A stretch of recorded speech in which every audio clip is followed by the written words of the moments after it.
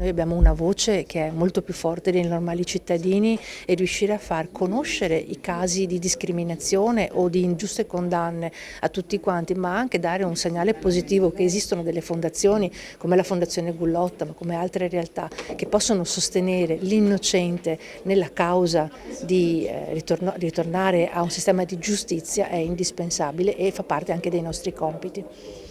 Un tema che si innesta anche con la questione dell'emergenza carceri che in questo periodo sta aumentando.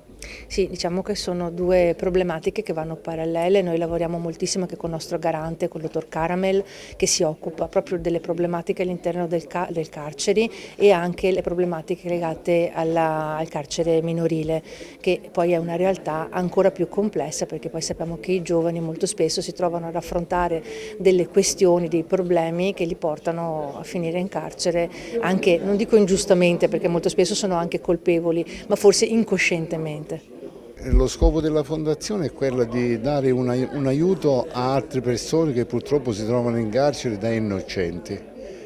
Chi può si rivolge alla fondazione e noi cercheremo in qualche modo di darle una mano d'aiuto.